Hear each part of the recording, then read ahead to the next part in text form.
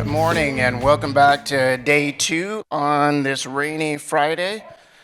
I have the pleasure of beginning with introducing our keynote speaker this morning.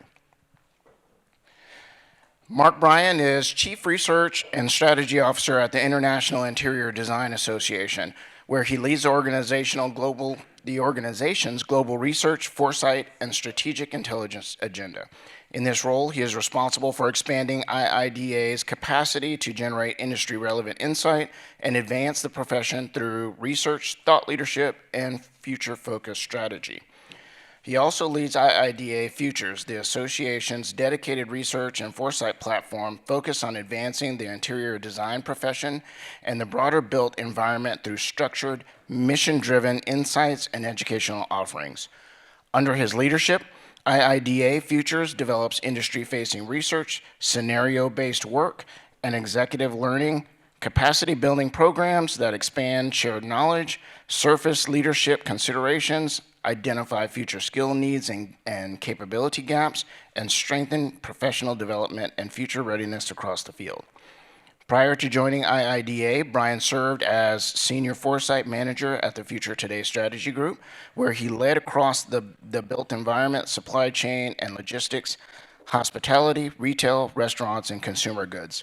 His research has explored manufacturing, urban systems, workplace strategy, emerging technologies, the future of communities, and the evolving dynamics shaping organizations and industries. Earlier in his career, Bryan worked across design, strategy, and research, advising global consumer brands, owners and operators, higher education institutions, healthcare systems, developers, senior living operators, and major corporate organizations. He has authored and contributed to work on workplace culture, co-living, distance learning, senior living, and the evolving relationship between design and human experience. Bryan previously served as IIDA's Futurist in Residence and played a central role in developing and facilitating its Certified Design Futurist course. Across his work, he is committed to elevating the profession through research, expanding access to future-oriented insight and learning, and helping build the knowledge, capabilities, and confidence needed to lead through uncertainty. It's my pleasure to introduce Mark.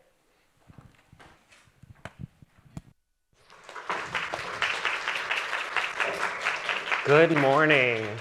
Can you all hear me okay? Yes. Great. All right. I will say there's nothing so as embarrassing as having somebody read your bio right before you go on and start speaking. But I am truly honored to be here and excited to get to talk to you all. I want to say thank you to Austin Community College and the Office of the Future for having me here to talk about what I think is one of the most important subjects, and I think that is the future of community learning. Not just about learning itself, but also the future of communities and how those communities might start to evolve. Because I think the question in front of all of you is not just what programs you want to offer or should offer, but what learning needs to become, especially as the conditions of work and trust and care and daily life are all starting to change at the same time. But before we dive into that, I want to give you just a quick little primer about me beyond just what was just read. So the first thing you should know is that I am not a higher ed insider. I haven't spent my career in colleges and education, but I have been a systems thinker. I have been a foresight researcher and a designer. So I see your work from an outside lens. And I think that's my value position today, is to bring what I'm seeing causing change within the communities and learning, and thinking about what that means for how we're going to need to evolve. And so what I can tell you is that most people focus on one change at a time. And throughout my work, whether it's been at IIDA, where I now lead our foresight group, or when I was at FTSG, when I was doing projects across the various communities that we serve in the United States or globally, what I would often hear is there was one thing that they would be really focused on. And what we need to focus on more is that external perspective, because sometimes the clearest view of what we need to do comes from the outside frame. And when institutions like yours are under pressure, they tend to optimize what is already visible. And we're all guilty of it. but I want to ensure that we don't get trapped by it. And because sometimes that shiny object just is what's always in the mainstream conversation right now, like AI. Now, AI is not the thing that we shouldn't be focusing on, but it's this shiny object in our view right now that's drawing all of our attention. It's drawing all of our resources, it's drawing all of our fears and our concerns, and most people are focusing on AI, but they're not also focusing on, again, all the other changes that are happening in our world, which means that there's a potential that you're going to miss something. And we've seen this time and time again with companies and sectors. Specifically, Kodak. Kodak is the one that a lot of people know about.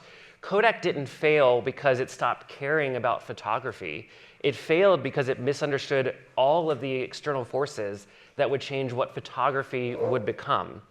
And honestly, in my opinion right now, I think education is on that similar brink, where you're all on the brink where I need you to get it right. Because, believe it or not, I actually went to a community college for a little while. When I was in high school, I grew up in Delaware.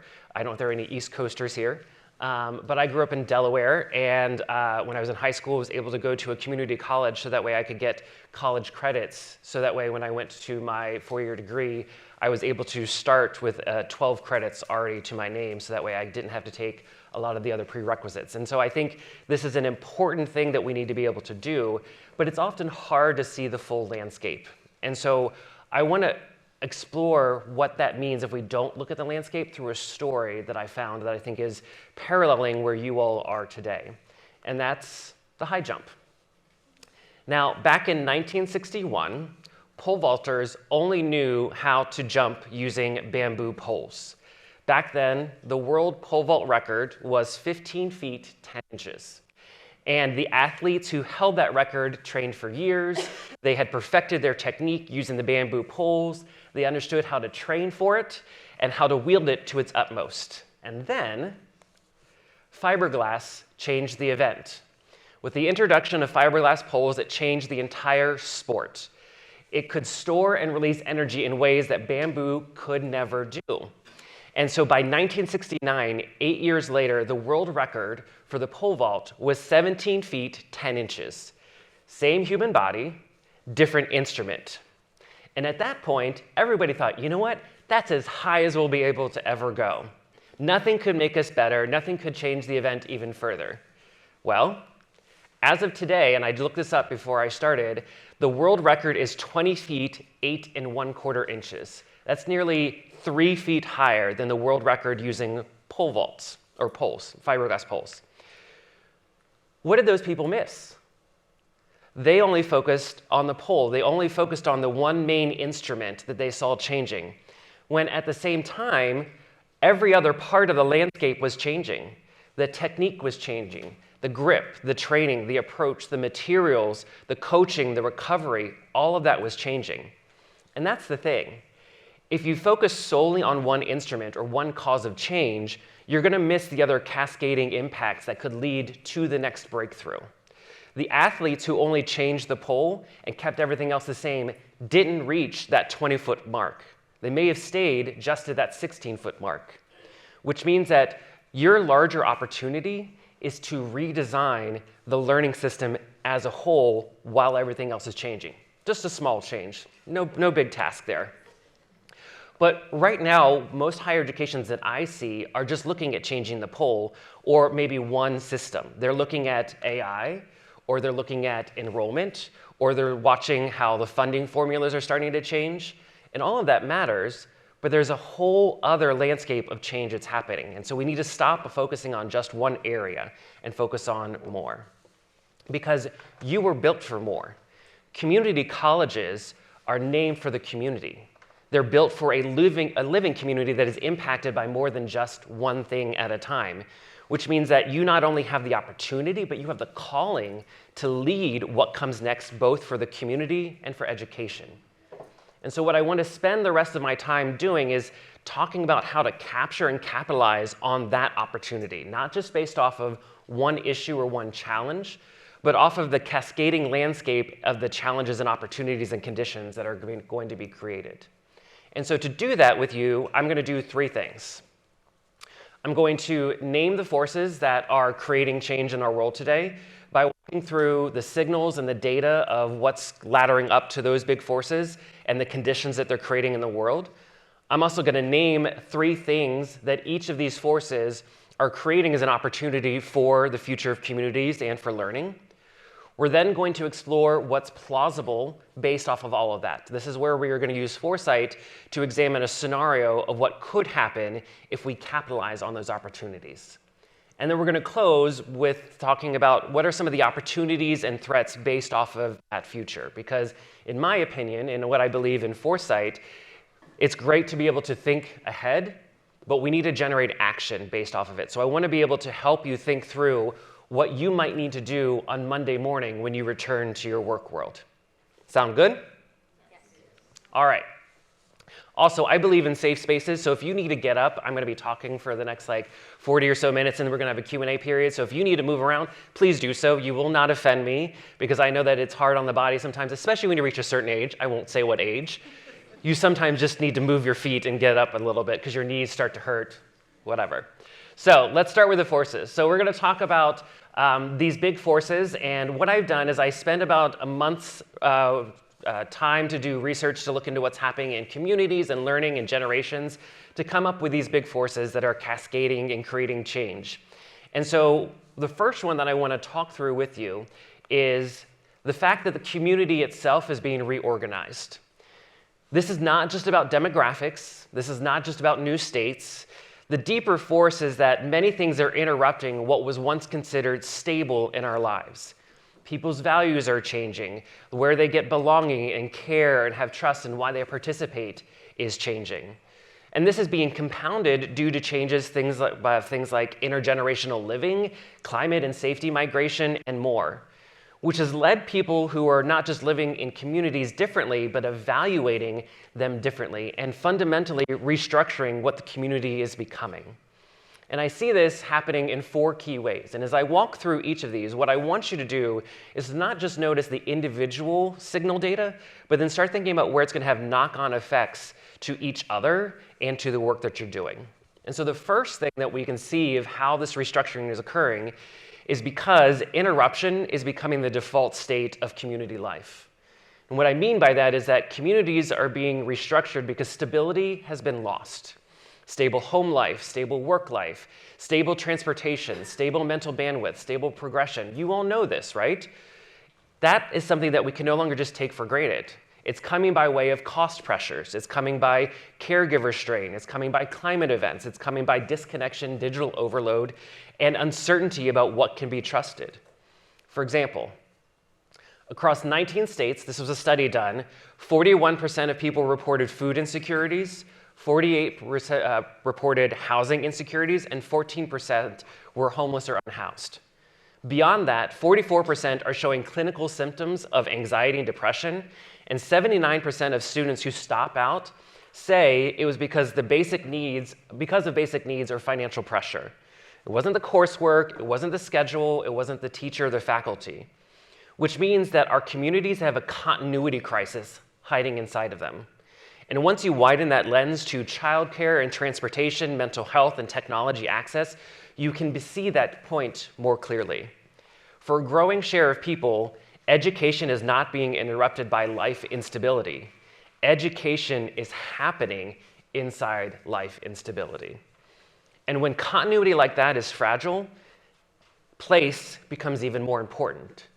But unfortunately, place itself is becoming less stable. The second reason communities are being reorganized is because the community is finding that the places where they live are becoming harder to stay in. It matters because where they are coming from, where they're gathering, that local conditions are making participation hard. I don't know, who's here from Texas? Okay. Did anybody see in the news what's happening in Corpus Christi right now? So for those of you who haven't, Corpus Christi is on track to be the first American city to completely run out of water. And it's happening because it's following a nearly 5-year drought. That type of climate disruption is becoming the norm, which means that where people can live and for how long is not remaining intact. And so soon what we're going to see is that our communities are going to be moving much more rapidly due to things like climate and safety migration. And in fact, according to the World Bank, the climate change could force 216 million people to move across 6 regions within their own communities and outside of their communities by 2050, with migration hotspots emerging as nearly as 2030. That's 4 years from now, which means that if you, right now in the United States, are south of the Great Lakes, the Pacific Northwest, or the New England regions, you might start seeing waves of people migrating to other areas because your place has become unstable. And that may mean that community colleges need to become a hotspot for climate safety. But it's also going to restructure the communities in terms of who and when they arrive, how often they're able to show up, and the services that they may need. And when place becomes less stable, belonging becomes harder to maintain. Community belonging is becoming selective and values-based. What this means is that people are not just withdrawing from community, they're withdrawing from unproductive communities. They are making more active judgments about where to invest time, where they're going to show up, and what aligns with their values, and what they get back from participating. That means belonging in communities is being restructured because just being there, just being in the city, no longer automatically means that you're part of the community. And in fact, the larger community is being restructured into smaller ones. Niche social communities have grown over 90% in recent years, meaning that I may belong to a gaming community, I may belong to a LARPing community, I may belong to a Quidditch community. No judgment, that may be your choice. But this is where the evidence gets really, really interesting and important, because 88% of US adults between 18 and 59 say they participate in specialized communities. 45% of Gen Zs, Millennials, and Gen X say they feel more bonded to those groups than to mainstream communities. And at the same time, though, more than 70% of adults say they want to know more about their local area, which what that tells me is that's your ticket in there. Because your key takeaway for this is not that people don't want to belong to a larger community, it's that they don't know how. You can help resort them toward learning or activities that feel more aligned, more specific, and more worth the effort. Which leads us to the last signal under this force, which is that community is becoming impacted by longevity. Communities are changing because people are living longer, they're staying active longer, and there's more overlap across their roles for longer periods of time. That means that intergenerationality and new stages of life and work and learning is no longer a special program. It's becoming a norm that needs to be designed for. And it's becoming a normal community condition and need. Because what struck me about this whole signal is that according to AARP, they found that 73% of people want to stay in their community as they age. But nearly half are uncertain if that community is going to keep meeting their needs as they live longer and stay within those communities. And that tension matters because it really ties this whole force together, because what this all says to me is people need continuity. They want to stay in place, they want to remain connected, but they're increasingly uncertain if the community and the place that they are in will earn that attachment for them. Now, given this data and the restructuring of communities, what's happening is it's showing that there's an opportunity for community learning, and what I'm seeing as continuity learning. So when I put this whole idea and signals and data around interruption and unstable place and selective belonging, what emerges is something called continuity learning. Now for me, continuity learning is different than the usual idea of continuity of learning, which is mostly about keeping classes and content running during disruption. Continuity learning assumes disruption.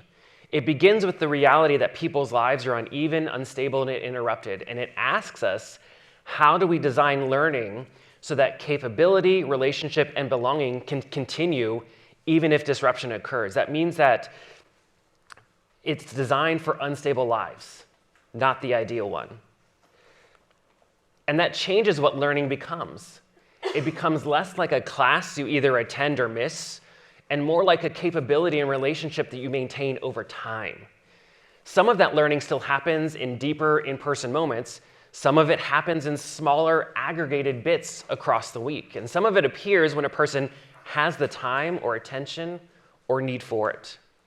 So continuity learning means progress can keep accumulating even when presence is uneven. Re-entry becomes normal rather than exceptional.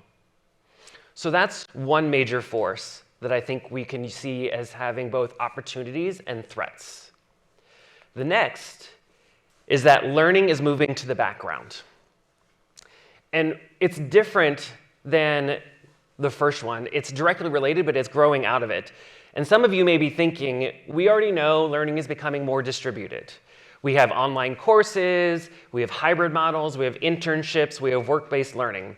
And that's true, and those systems are taking the important step of learning moving outward. But what this force is pointing toward is the next step, and that is that learning is moving out of the institution, but it's also starting to run underneath daily life and work as it happens in the background through layered moments of experiences, through prompts, through interactions, through just our daily life of being able to care for our parents. And if we look at the data, we can see it showing up in a couple key ways. First is that learning is starting to become time-dosed.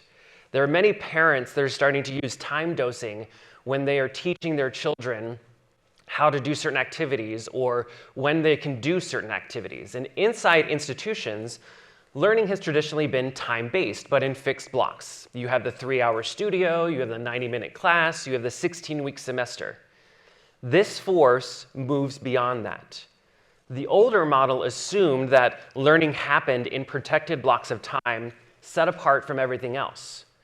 The emerging model assumes capability can be built in smaller doses across the week, but only if those doses are designed well. And it's enabled through two key things. Time-dose learning works when it's fluid, not fixed, which means that this is not about time prescription. Research shows that learners now explicitly prefer using spare bits of time, the 5 minutes here, the 10 minutes there, over long concentrated blocks. And when learning is dosed across time intentionally, based on performance in specific place or context, retention and efficacy actually improve. So the implication here is not that time-blocked learning is bad, it's that the future of learning may need more organic bits of time structured in the right place. And again, that shows that learning is becoming more in the background. And if we need those structured spare bits of time, then the devices and the interfaces that touch all of those little moments are going to become much more important, which is why real-time device-based learning is a growing focus of studies and research. Studies on contextual and in-workflow learning show that when people learn inside the same environment that they're going to be using that knowledge, learning actually improves, and they're more likely to use that information when it matters. Many studies are looking at situational learning through devices, and I actually saw a study that created a digital twin of what happens on the tarmac at an airport. And what they are able to do is to train mechanics on how to fix airplanes in a real-time setting, but in a place that is less dangerous to learn. And what they actually found by this type of learning is that the mechanics were able to be safer, there were less injuries, and they were able to be ready for sometimes they were just less distracted by all the other noise happening around them. And I'm sure some of you are already working on things like this, but the point I want to make here is that the interface is starting to change for where people are going to be learning in real time, especially because the interface is starting to shift from place to screen to zero interface. Now, more and more mobile devices and wearables are moving toward zero UI, which is where the interface becomes more invisible. So instead of using a screen, you're using voice and gesture and body movement as part of it. And what the research is showing is that these interfaces actually reduce friction by allowing people to engage with the content while their eyes and hands are busy doing other things. So the shift is not just going from one device to another, it's from thinking about learning as a background into a foreground, into a layered, integrated system and task and workflow in all of the environment itself. And once that type of learning moves into that background layer, that's where the layer can live and become much broader than just a classroom or a platform, which is going to be further enabled as we are starting to see more invisible wearables and technologies that are always going to be with us. Now, Dr. Reeves mentioned that our wearables, often people think of them as our Apple Watches. Wearables are now rings, glasses, shoes, clothing, and even things like Band-Aids that are all becoming a wearable device that gives us data and enables us to communicate in new ways, especially as we're starting to look and see more application for brain-computer interfaces that are being developed that are allowing users to interact with the physical environment by just using their brain, which means that they can focus on something and through the neurological device be able to confirm that they're clicking or tapping on something and accessing that knowledge in that moment. And that communication is going to continue to evolve and become more personalized because we're starting to see things like this. Different types of audio. So did anybody see this MIT study? They're able to actually bend sound to individual users in a crowd, which means that they're able to create what they're calling audible or audio enclaves, which are tiny pockets of sound that one person can hear with the nearby person not hearing anything else. This means that your content that you're teaching can be beamed anywhere. It could be at the bus stop. It could be, at the next Starbucks where you're standing in line. And what that could look like is those wearables, those invisible wearables, could nudge you to let you know, hey, there's a skill set that your boss said that you need in order to be promoted. In this moment, I can teach you how to do that and not disrupt the person next to me, which is going to be further augmenting the fact that learning is moving to more unconventional places. So across many qualitative studies that I saw, when asking people where learning is happening and where they want learning to happen, it's in coffee shops, it's in bars, it's in dining halls, it's in galleries, it's in offices, it's in media centers. So all of the places where studying and peer teaching and mentoring are occurring is starting to shift. And adult education research points to community centers and social spaces in everyday venues. And in fact, more and more adults are learning in social activity-led spaces. There are science cafes that are happening that are a global grassroots movement where they can have science on tap and science pubs and cafe sci-fi, all referring to informal after-hour public talks with scientists in bars and cafes. There are deaf cafes, yes, death cafes. But what they're doing is they're hosting conversations around death and grief and mortality in cafe-like spaces, explicitly so that the learner can have a time to be able to be reflective and learn in an area that feels less formal. And of course, there are work-related learning initiatives and community and education projects as well. Now, when you look at all of that together, the pattern for this force of learning is moving again into the background. And what it's showing us is a new aspect for community learning that capitalize on it that I'm calling embedded learning. We already have language for things like ambient learning, informal learning, or things that you're learning alongside us. Embedded learning is intentionally designed throughout your day and even grows through participation and learning that happens when you don't even realize it. This will allow us to accumulate learning in the background in new ways and allow us to develop unnamed competencies in more natural ways than traditional upskilling and reskilling could. And embedded learning means that when you work with community settings, embedded learning means learning I can't do this right now. This is what happens when you change things at the last hour. Basically, it's working with daily routines. It's working with daily tasks and being able to step in and out of it. And it means that, again, your next classroom could be the Starbucks storefront, or if you've got things like Tesla coming to Austin, the Tesla training grounds. And so it's, again, asking you to think not in terms of like fixed time, but more in real time. And the reason that this matters is because embedded learning could not only be more accessible for interrupted lives, it may be more engaging and more transferable and more durable than isolated instructional events. And that takes us to our third force. Because if we can make community learning embedded and be able to withstand disruption, it then needs to be authenticated in new ways. And what's happening right now is that legibility is replacing authority. What's happening with this third force is that people and businesses are increasingly don't trust opaque systems. They want to know what is really done, what and how things were verified, what is machine mediated, and what judgment was used in order to develop that learning. And in that environment, authority alone weakens and legibility becomes more important. And we can see this force again in several key ways. And I want to be careful here because when I say things like trust in institutions is declining, this is not a communication issue. This is not a branding issue. Trust is becoming a learning condition. If people already arrive skeptical of institutions, already unsure of what to believe, then the act of learning needs to change as well as the lessons. Because the learner is not just asking, what am I being taught? It's asking, why should I believe this? Who is behind it? And what is the agenda here? What is real here?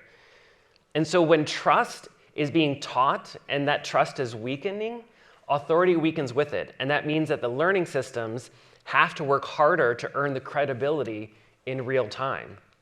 And in fact, 61% of people globally distrust businesses, governments, media, and institutions.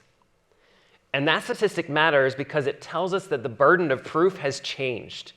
In a world where distrust is this widespread, people no longer extend confidence automatically just because a system looks official, a platform looks polished, or an institution has history. They want more evidence. They want more transparency. They want more legibility. And for higher education, that is both a threat and an opportunity. And to me, the threat is obvious. Your authority or your credentials alone carry less weight than they used to. But the opening for you is that community colleges still sit in a stronger trust position than many other institutions because they remain local, they remain accessible, and they're impacted by what impacts the community. And so the opportunity is not simply how do we rebuild authority, the opportunity is to invent tomorrow's trusted learning in a trust-fragile world. And that's where legibility comes into play and becomes much more important. Because synthetic media is destabilizing certainty and becoming omnipresent. We're moving into an environment where people are increasingly struggling to tell what is original, what is generated, and what is manipulated, and what is merely just plausible looking. There are some studies that say that 90% of what is generated as content will be AI influenced by the end of this year. And online content will be majorly AI made. That matters for learning because even if you build trusted learning, that trust depends on a shared sense of reality. It depends on whether people can read and see what was legibly created and how it was accounted for, and whether it came from AI or whether it did not. Meaning, we now need people who can evaluate information under conditions of instability and still come to a grounded sense of what should be trusted. And in today's context, that's not a side skill. It's one of the core necessities of what most people need because 2/3 of people find it difficult to distinguish reliable news from disinformation. That is one of the most important numbers in this whole section because it tells us it's not a fringe issue. That's a mass cognitive condition. If most people are struggling to distinguish reliable information from disinformation, then the future of learning has to do more than just transfer content. It has to teach verification. It has to teach source judgment. It has to teach comparison and provenance and a sense of confidence that isn't naive. In other words, the future of learning is not just about knowing more, it's about being able to know under pressure, under ambiguity, under saturation, and under active manipulation. And speaking of manipulation, AI mediation will require verified decision logic. When people ask me, what is the future of work in AI? That's what I point to. More and more systems are recommending, ranking, prompting, filtering, flagging, summarizing, and automating on people's behalfs. And that's happening in our workplaces, in our cities, and in our public services. Now, what that tells me is that I don't think the central question is whether AI will be used or we'll have an AI companion. The question is whether people living inside those systems can understand what's being decided around them, with them, and for them, and what's being inferred based off of what they do. Because once decisions become mediated in this way, learning has to prepare people not only to use the tools, but to live intelligently inside a tool-mediated environment. And what the data tells us is that people feel uncomfortable when they don't know the why behind the decision. There was a 2022 experiment with 235 employed people, and what they found is that when the AI decision-making was made more transparent, people reported an increase that the AI was effective, and it increased trust. But that same transparency also increased discomfort with the AI. And what that means is that visible decisions create both confidence and scrutiny, which is why the real goal is not raw transparency, it's understandable transparency or legibility over authority. People need explanations at the right level that are clear, that have relevancy to them, and understanding the limits. And people will want trust when they get the credits from you because they will literally be taking it with them more and more as we see things like skills becoming more portable. And what I mean by that is that what the learner is going to be doing is not just taking the transcript or the diploma with them, they're literally going to be taking the documentation of their verified skills with them, and those verified skills need more proof. If we put that in the context of legibility over authority, most people in the seat of hiring today care less and less about what school you went to. What they care about is the transcript, and what they really care about is more about the person that they just hired proving that they can do what they said they can do.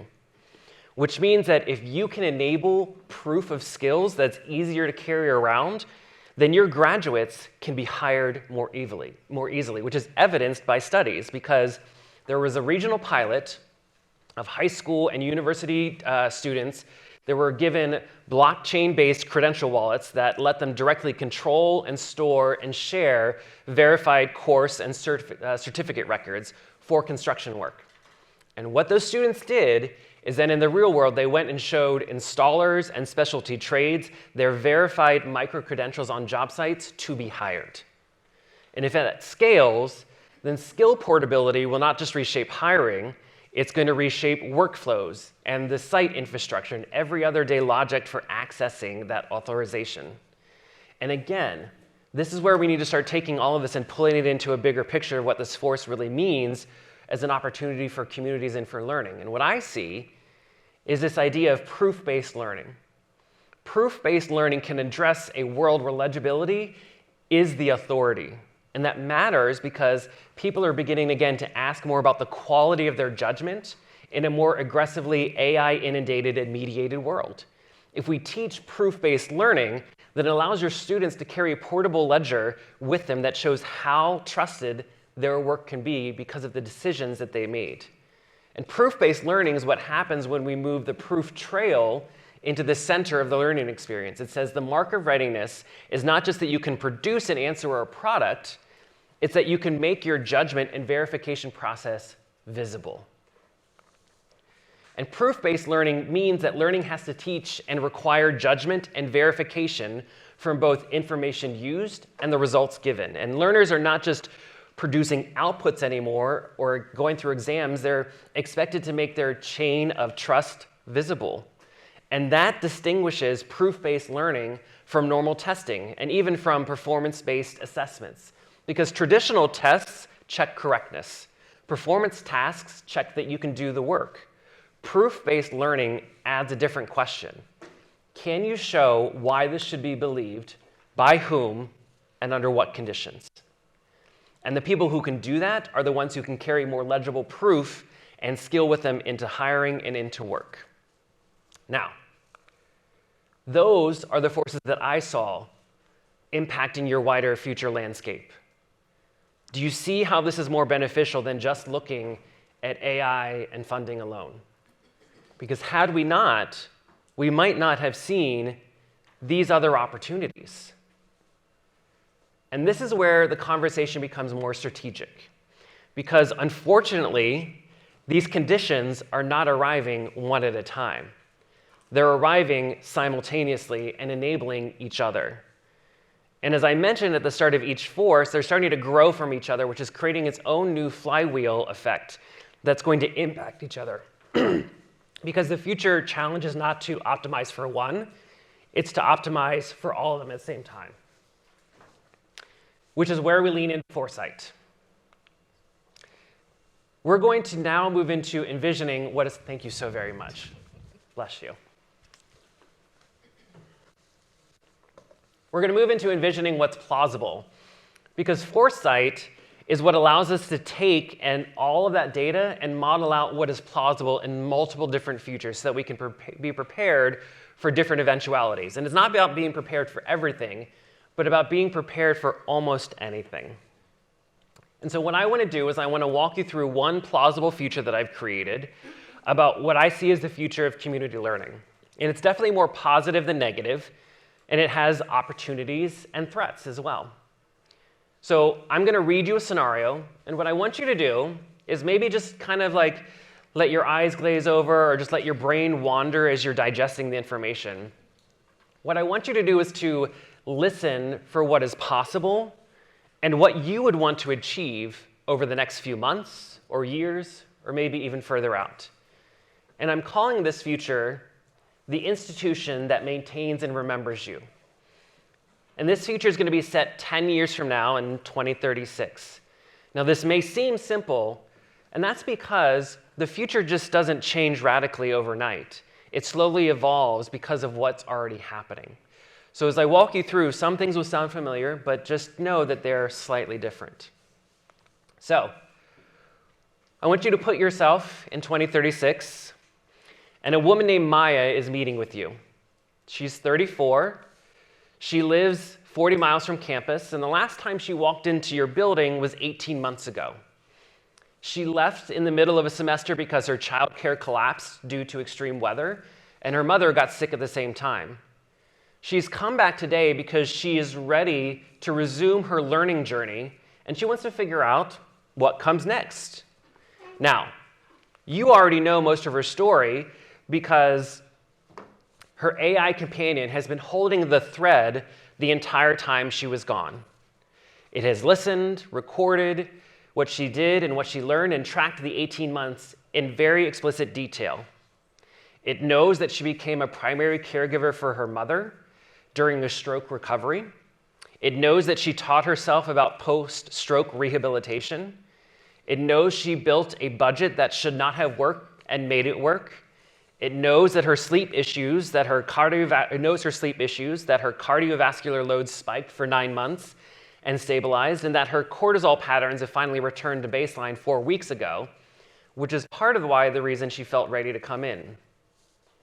Maya is wearing what most adults wear in 2036, a ring that monitors her cardiovascular and metabolic load, a patch behind her ear that reads cortisol and a few other stress markers, glasses that overlay information into her visual field, which she has set to neutral for this visit, and a thread in her shirt that tracks posture and breathing, and an earpiece that's invisible. And her companion can speak to her at any moment through directed audio that nobody else in the room can hear. And that's the ambient condition of a person in 2036. She's constantly read by herself and by the systems that she lives in. Now, when she made the appointment, her companion forwarded all of that information to you through a re-entry profile to the college. Your institution received it 3 days ago, and your team has been preparing. The profile is not her record, though. The record is what the college holds, and the record paused when she left. The profile is what the companion observed during that gap, and your job over the next couple of hours is to integrate the two and decide what counts and recognize what she earned without anyone teaching her. That's the division of labor that took the field a decade to figure out, because by 2036, the field has stopped arguing about whether AI replaces the institution. The institution that survived figured out what an institution can do built around AI. The companion does continuous observation, and the college does integration, recognition, and witnessing. And the two together can hold a person across the breaks of an adult life. Now, to help facilitate this, many colleges have built record rooms that can make skills recorded visible both to the faculty and to the student. Now, once in the record room, Maya's companion walks through what it sees as possibilities for additional credits and certifications that Maya could be eligible for and how it can fit within her re-entry process. Your role is to help Maya decide what she wants to be credited for. So, you start this conversation like everyone else. You say, you have been learning the whole time you were gone. You didn't know what you were doing and what you were learning. And most of what you learned, nobody taught you. Today is the day that we name it. Maya looks at you. She's heard some version of this from her AI companion. And some of those versions were useful, but the words land differently when a human says them in the room. So you walk her through what you see in the record. She managed her mother's stroke recovery without a coordinator. She built a medication protocol that worked. She caught a drug interaction 2 doctors missed. She kept her household on a budget that should not have worked. She held herself together long enough for her cortisol to come back, and she accumulated all of it. And by the time you were done listing what the college sees in her, she's excited and decides to re-enter, but with a focus on medical care and a few other skills. And when the conversation is finished, you walk her to the assessment wing, because what she is claiming about herself needs to be verified. And the assessment wing is not a testing center. It's a specialized space to validate what skills people actually carry with them. There's a care simulation suite where a person being recognized for caregiving demonstrates the work protocols that they used in a room set up to mimic the home environment where the work happened. There's a bio lab that establishes a cognitive baseline and a physical baseline for what people are learning and how the world is growing. There's a material lab where craft and trade competencies are tested by hand. And there's a life skills floor that looks like a working apartment where reentry learners rebuild routines under observation. And there are studios for deliberate difficulty rituals where a person works for a day or builds something by the tools that are in that area. In short, the campus looks more like a teaching hospital than just a school. It has a variety of physical infrastructure that the work now requires. So, Maya spends 2 hours in the care simulation suite. The simulated patient has the rough profile of her mother during the time of her recovery. She moves through the monitoring protocol that she developed on her own. She catches the medication interaction the simulation introduces. She handles a fall recovery the way someone who has done it before handles it. And there are observers and faculty in the room, as well as a clinician from a local partner hospital that take gesture notes that does not interrupt Maya's work. And when she finishes, they ask her questions for about 40 minutes. They're not trying to trip her up. They're trying to find the edges of what she actually knows. And by the end of the conversation, the three of them have a clear picture of what to recognize and what to leave aside and what is still missing. And that same conversation produces her course path forward. The gaps the observers identified become a tailored sequence she will take over the next 2 semesters, scoped specifically to what she did not pick up on her own. The session is both a recognition and an enrollment, which is how most assessments work on campuses these days. Sorry, I did not click through there. I got 2 into it. And that recognition is logged into Maya's portable skills wallet on the spot, with each of the 3 observers signing as a witness. It does not live on a phone because the phone barely exists anymore. It lives on her wearables and surfaces wherever she needs it. She can show pieces of it to an employer, a partner, a doctor, a court, a community. And the record was earned in front of human witnesses, attested by the institution that can be sued, and signed by people who knew her. And that's why it travels, and that's why it's trusted. Because in 2036, the world is full of fabricated work histories and AI-generated reference letters and companion-issued credentials that turned out to be hollow, and employers stopped trusting them. A college-issued record still travels because somebody at the college has to answer for it. So afterwards, Maya has lunch in the campus dining room with some of her virtual network friends, and in fact, one of them drove there to be in person for the first time after only years of online interactions. There are other learners in the room. Some of them are mid-re-entry, some of them are going through the traditional learning journeys, or have been working for years on a long arc recognition project that takes decades to complete. Maya actually sees an 81-year-old woman 2 tables over who's being recognized today for 60 years of artistic practice that no institution had ever named before. Her grandchildren are with her to see that recognition as well. And at the end of the cafe is the judgment center that sits at the end. It is the area where students present projects and learning through new testing guidelines that judge not only the project, but the logic behind the work. Students can choose from virtual presentation to physical demonstrations, but no AI companions are allowed, since companions can whisper messages to anyone, which has helped in some cases when colleges have built learning stations in other areas around the city. And many people enjoy being nudged by their companion to learn a skill that their employers say they need when they least expect it. I'm forgetting to click through. I'm just reading here, people. I'm sorry. And so this is the work that the college does now. It's bigger than tuition, and it's paid for by more people than tuition ever was. In fact, the student is the subject of the work, but the student no longer always is the one writing the check. Maya's caregiving recognition is partly paid for by the insurance company that covers her mother, because the recognition will lower the cost of the rest of her mother's care. Her re-entry into a credentialed track is partly paid by the Regional Employer Association, because the labor markets need verified workers and is willing to pay an institution that produces them. And her continuity record is paid for by the city because the city has figured out that adults who are maintained across hard years cost the city less than adults who are not. And her family does pay a small amount. Maya pays a small amount. But that's a different business than tuition. It pays better because the people writing those checks have something concrete to lose if the work is not done. And what finally drives all of this is values. A person who has spent 10 years inside tools that quietly authored their preference arrives at the college carrying parts of themselves they are now proud that they didn't even know that they were carrying. And the college can help them edit it as well, not by telling them who they will be, but by giving them the time, the witnesses in the rooms, and the rituals to figure out which parts of who they have become are theirs and which parts are not.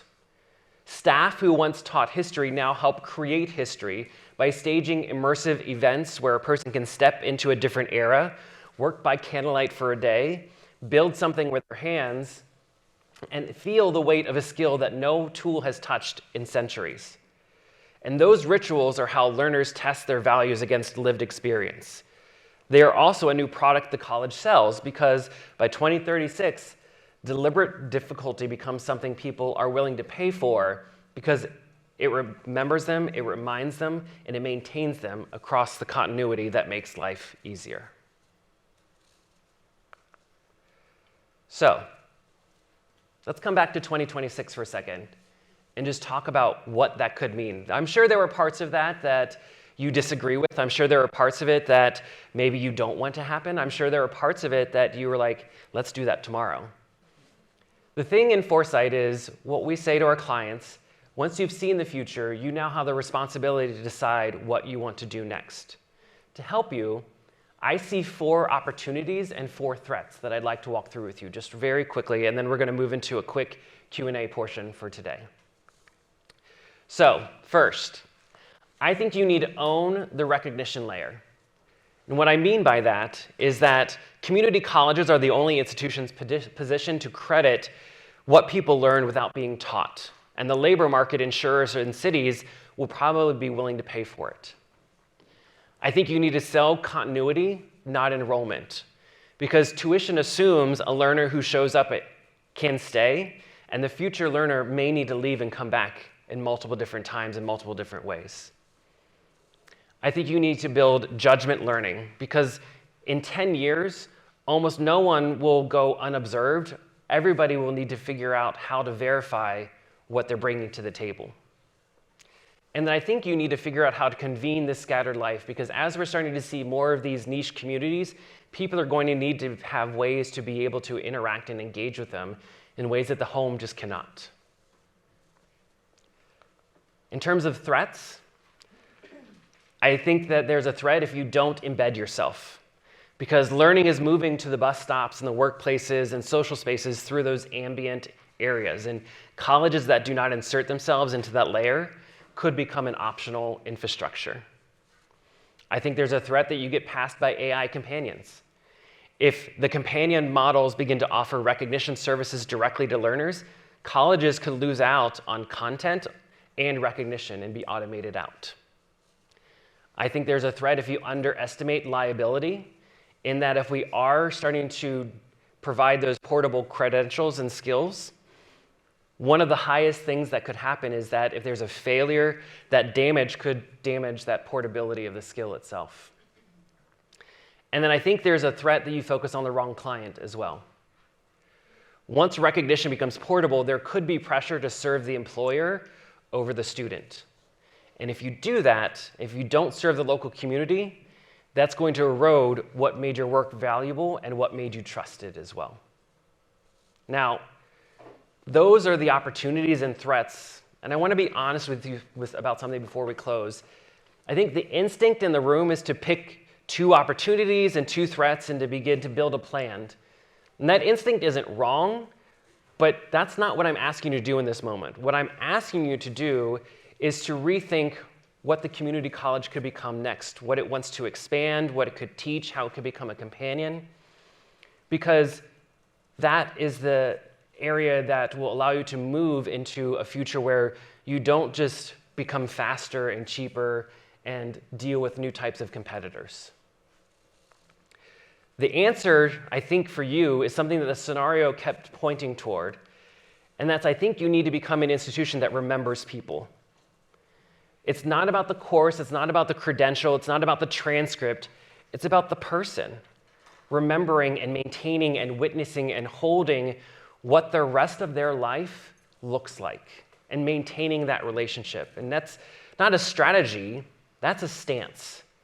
And the colleges that take it will spend the next decade building around that. The ones that do not will spend the next decade defending the functions the world is taking away from them.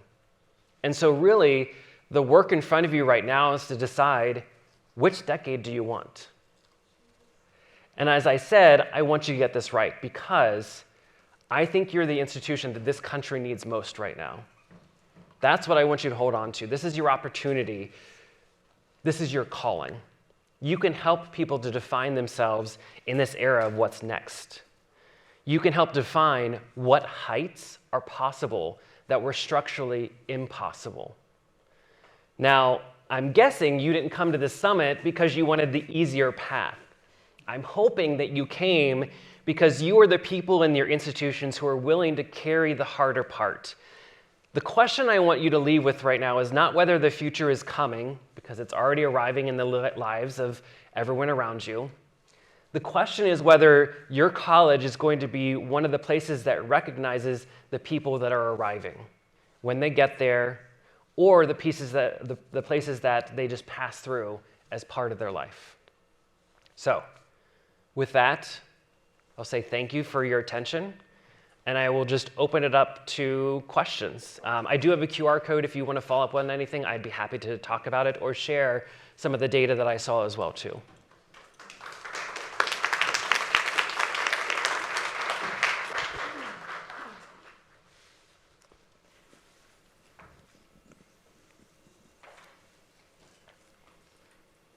Good. I saw a hand in the back, maybe.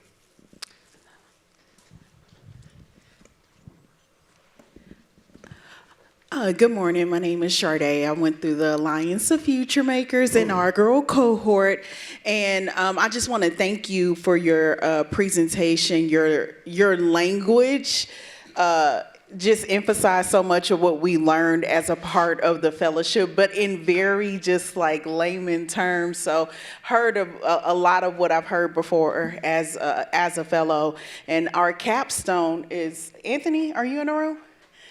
My capstone with Anthony and Lonnie and my group was around a learning insight system that would help instructors know when a student is learning. But in the concept of the wearables, we had that same threat consideration around data privacy and would people want to do this and is it the time for it? But we didn't think about it in the concept of wearables, but we always thought about it from the lens of your sleep score. People are already scanning your brain all day anyway, so it sounds scary.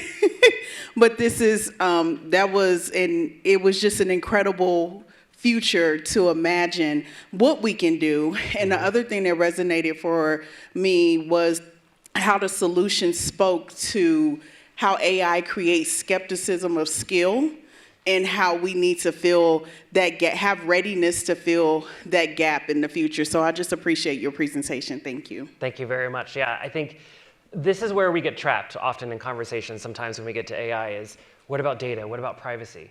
We will figure that out. The how and the when will be figured out because we figure things out all the time.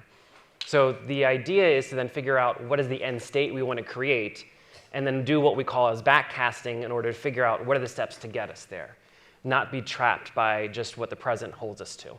So thank you. Yeah. Hi, Mark. Good morning. Mary Darden. So we talk a lot about moving instruction more towards curation rather than the traditional form. Mm-hmm. And I was really interested in what you said about the media, but I see that also paralleling through higher education, and the trust factor is just enormous. Mm-hmm.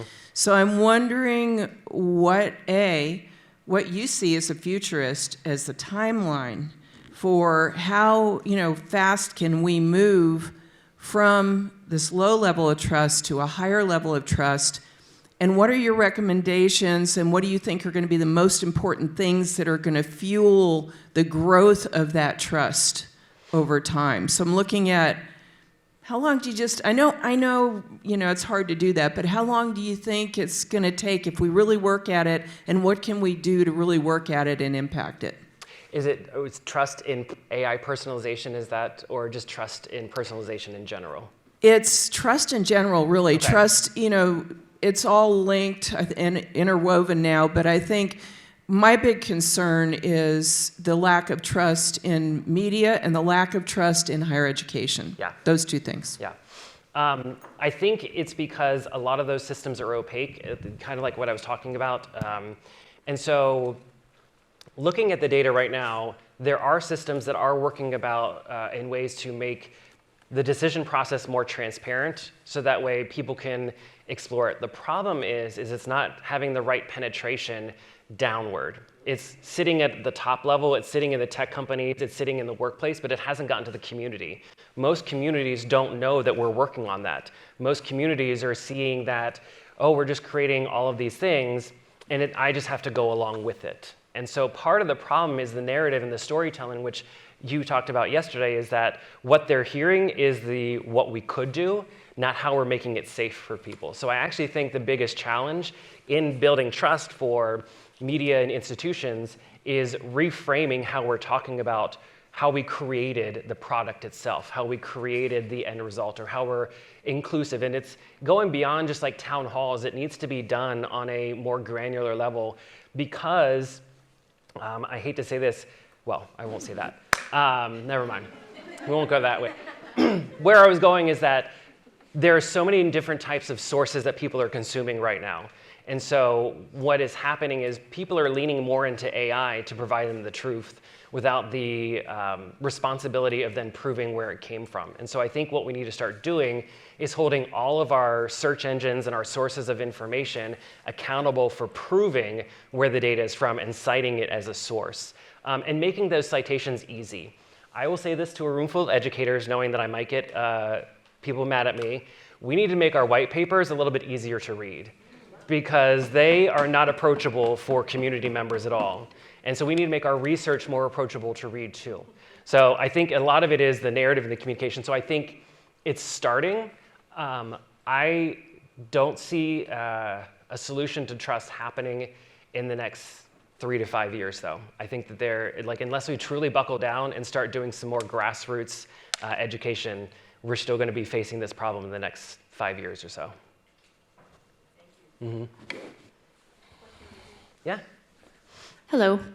I am part of the inaugural group, and Team Horizon Builders was our team name, and we did our focus on Jordan, a persona who, is part of a hidden population, and it's a large population. And a few things that you talked about have stood out to me, such as very explicit teaching and showing, and also the why behind things. And for that hidden population, and hearing you, that's something that everybody would benefit from, because when we don't understand why, we're left in the unknown, right? And so as we move towards the future, because in my past role, I see a lot of the future work right here that was being done, but it also, I understand political climates and things like that can change things. So how do we get our institution to trust when work is being done, that work is for the majority of the student population and for faculty, staff, employees, and everybody? Because if our pillars inside are not stable, we're not stable for our clients. Yeah. So do you have any insight into how we work better as a whole institution to identify people that, not favorites, not people that are favorites or that we know are in the face, but actual people that have the skills and the knowledge that can bring that conversation to the table? It might be one of our cleaning people. It might be somebody in the help desk. So I just want to know that. Yeah, I've had this dream, and I haven't really been able to put it in the right context yet, of almost this kind of like visible skills tree ladder. Originally it started for thinking about what is your next career pathway. Because I was thinking about a lot of the younger people who are entering in the workforce right now, and they're seeing, I think somebody was talking about, how their role, their job is probably going to disappear in the next 5 years. And so, I was starting to think about this in terms of like, why don't we have services that stick with us throughout, all of our lives, that tell us, hey, you could go to this different type of career, because a lot of our skills are interchangeable. There was a study done that I think over 90 different skills could cross-pollinate into different career pathways, but we don't teach that. We don't tell people that. And so I think that there needs to be a visibility spectrum of what everybody's carrying with them. And I think that goes to that portable skills wall that I was talking about, that needs to be almost in a non-way that's going to impact somebody's privacy, but I want to see people recognized in public. Like, I don't want it to be behind closed doors. So I think meaning that if we had a board like this and we could all see what my skills were and what your skills were, and maybe how we could have a conversation around those skills and how we could learn from each other and how we can build that type of visibility, would allow your leadership to see what people could bring to the table that they may not be able, that they just didn't know about. And so I think that's one way that I think we need to start creating that type of a connection. The idea about trust, though, and how we can get our leaders to trust the data and the knowledge, the problem with leaders, and this is not like the get out of jail free card, is that they're dealing with infobesity right now. they get somewhere in the realm of hundreds of emails every single day that has, the data blast, and they've got their morning newsletters, and they've got all of their other information. And so what we need to start figuring out is a curated way to have dialogue about data on a daily basis. So that way it's not just happening when they decide, but it's happening at multiple different levels and people are bringing all the data to them. Like, one of my favorite activities to do is a signal sharing exercise, where it's less about what you know and about what you just saw. So bringing different diverse stakeholders to the table and sharing, I saw this data point, and then seeing who's got a connected spark that starts to point to the thread. So those hopefully answer your question. I'm sure, yeah. Real quick, I'll just throw a little plug because I was told I could. If anybody's interested, this is what I'm doing at IIDA right now. We've created a Certified Design Futurist course, which Dr. Reeves and Dr. Kehoe participated in, which is how I got here today. But we're doing this because we see this as a next relevant skill set and a way to build more of this capacity that you all are talking about. So just know that if you're interested, you can reach out to me, or the QR code is something that you can reach out and ask about as well too. But thank you very much for your time and attention today.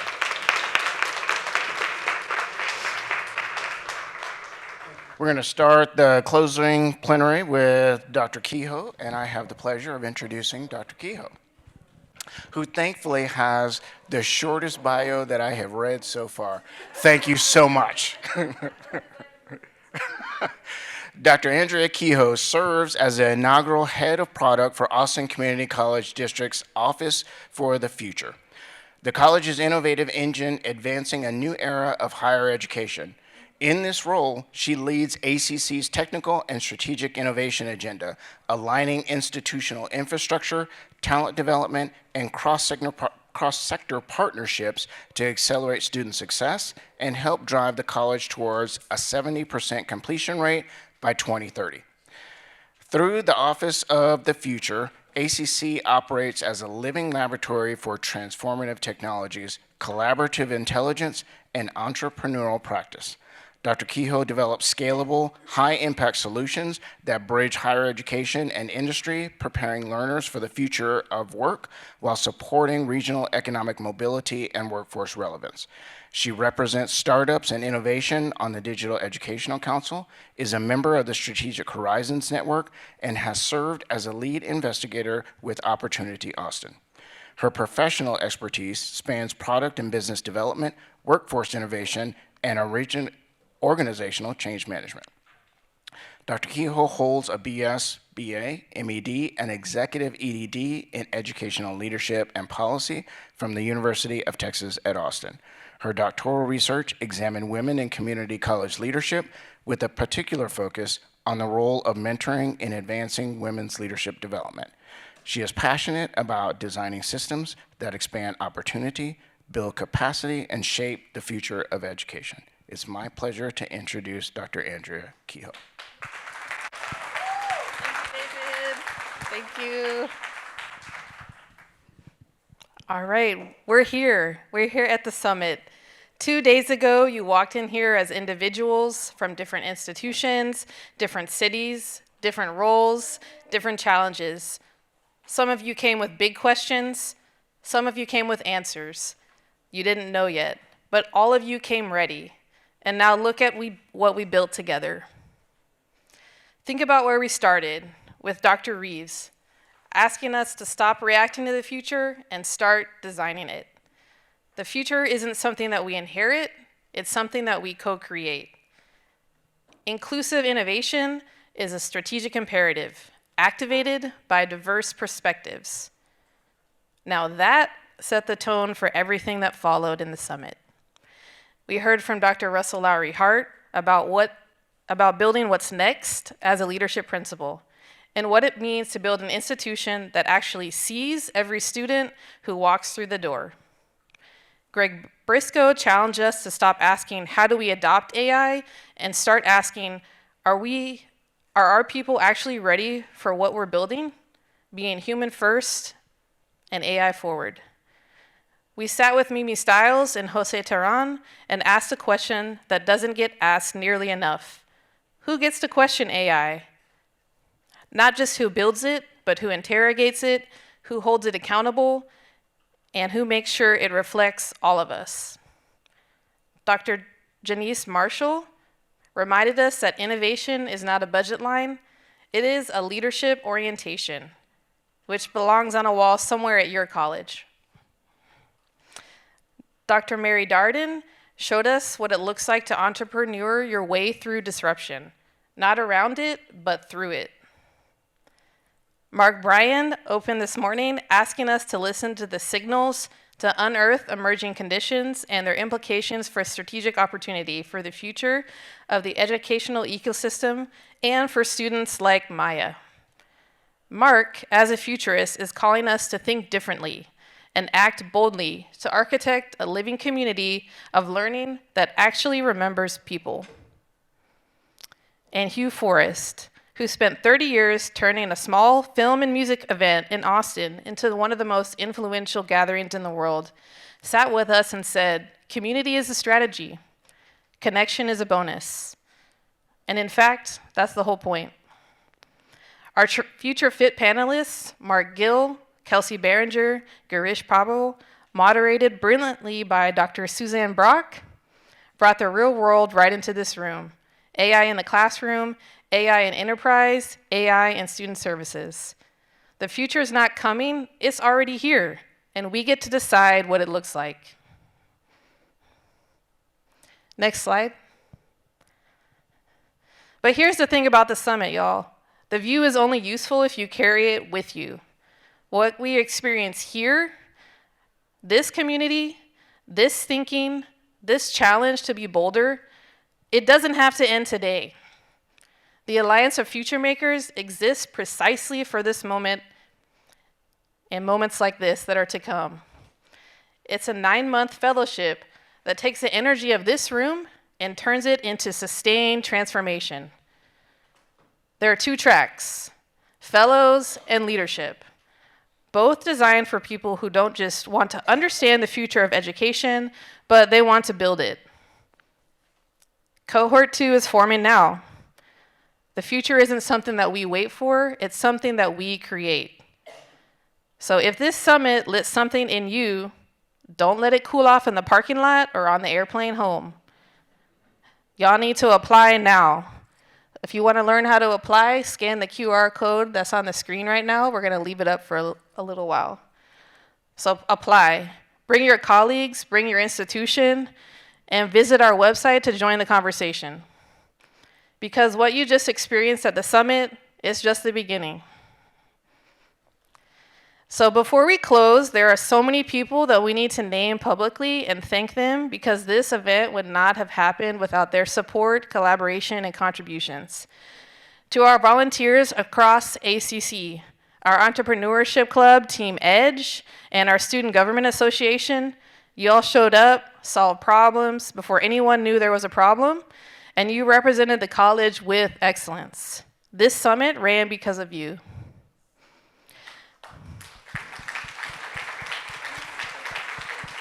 Please stand to be recognized if you're a student volunteer.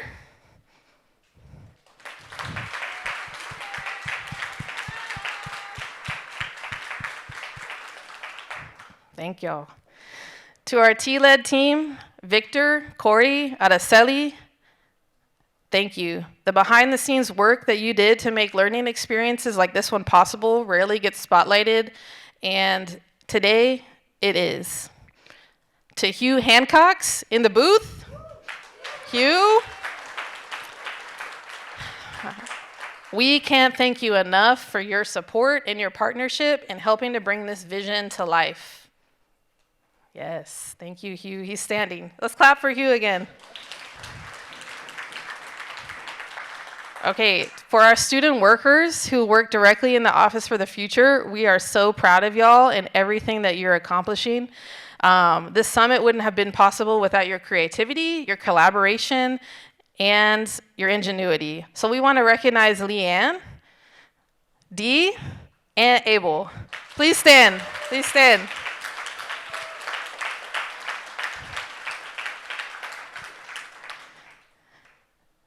To Harshal Shah, thank you for championing entrepreneurship and innovation as a core pillar of student success, galvanizing action to impact. Harshal, please stand.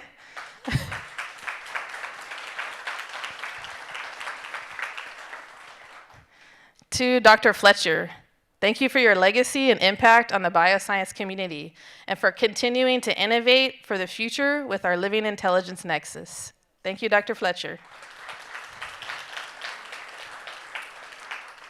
David Daroon, thank you for being our MC for the inaugural summit. We value your adaptability, your spirit, your energy, and the community that you are helping us to build, so thank you. To Grant Hennig, I need Grant to come in. Where is Grant? Your operational excellence and steady hand made this event run with the kind of precision that lets everybody focus on the ideas. And that is a gift. And we don't take it for granted, Grant. We thank you for all that you do. So he's hiding. And he's gonna kill me. But, okay. Well, we have a gift for you, Grant. So I know you can hear me out in the mural. So we're gonna give you your gift. So thank you so much. Okay, let's clap for Grant again.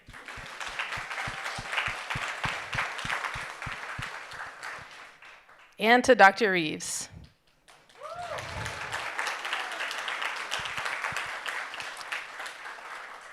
Thank you, not just for opening the summit, but for championing the Office for the Future, and for championing innovation across the district and across the country. You saw what was possible before most people had the language for it, and because of your leadership, we're all standing in this room today. That did not exist even a year ago, and we are so grateful for you and the impact that you have and your legacy. Thank you, Dr. Reeves.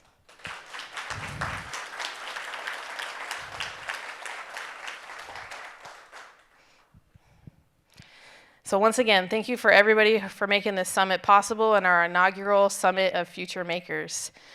Now we're gonna honor the people who made this possible in one of the most profound ways, and that is our Alliance for Future Makers. It's the culmination of a years-long work by the inaugural AFM cohort. These are the people who leaned in before there was a roadmap, before there was a model to follow. They trusted the process, and while it was still being built. They're educators, they're administrators, leaders, and innovators. They're strategists and student advocates. And now they are emerging futurists. They come from across this country, and they spent a year wrestling with some of the highest and hardest questions in higher education. And they came back with answers. And today we recognize the graduates of the inaugural AFM cohorts. When your name is called, we ask that you stand to be recognized. From our leadership track, we have Dr. Francis Villanan Grover, Dr. Tyan Lee, Dr. Linda Garcia, and Harshal Shah. Please stand to be recognized.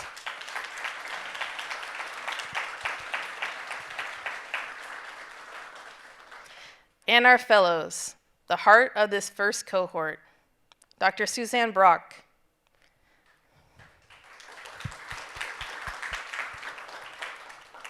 Lani Dame,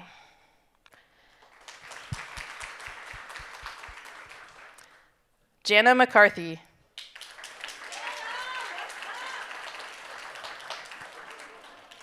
Maze, Aaron Moeller, Christopher Regalinsky, Dr. Tim Self, Dr. Hoda Tavakoli, Samantha Thompson, Dr. Alan Murdoch, Sharday Campbell, Laura King, Dr. Antisha Allen. Dr. Arturo Osuna. Dr. Lorna Torado. Erica Richardson. Richard Crosby. And Dr. Anthony Martinez.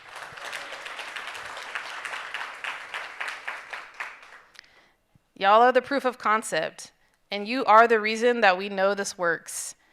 You didn't just complete a program, y'all helped create a movement. So we actually have certificates for y'all that we are gonna give to y'all at the end of the program. And we do wanna call out our Impact Lab, our Advanced Manufacturing Lab. They help to fabricate the awards that we have in the front of the summit.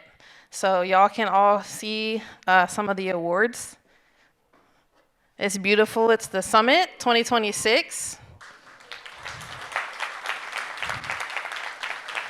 So thank you to our Fab Lab for your partnership at the summit. So thank y'all.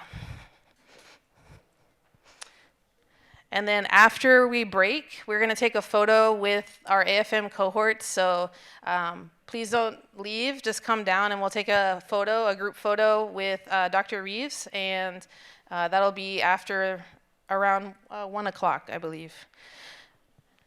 So to close this out, from insight to impact. So that's been our theme, and that's the work. This insight happened here, but the impact happens when you go home. Our call to action for you is to go design something that didn't exist before you walked in here. Pull someone into your work who hasn't been invited yet. Build the infrastructure for the future that you and our students actually want and need, not the one that you inherited. The insight was always the starting point, but you are the impact. The future of higher education will be built by people who refuse to accept the system as it was, but had the courage to design something better. And that's you. That's always been you. Thank you for being a future maker.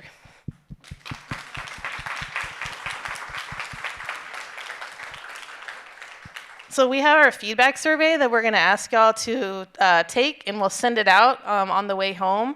But we just wanna thank you for all of the energy and innovation that you've contributed over the past 2 days, and I'm gonna hand the mic over to David. I'm going to steal this from her, and we have a special surprise. So Dr. Kehoe, Dr. Reeves, please come up. This is what happens when you ask somebody who used to keep secrets for a living to do this kind of thing. And we have a special presentation for you guys. Thank you. Thanks, David. Yeah. Dr. Reeves, Dr. Kehoe, on behalf of the members of the Alliance for Future Makers, we would just offer these bouquets as our thanks for your leadership, for your vision, definitely for your kindness and all that you've done and what you're planning to do as we move forward with this initiative. Thank you so much.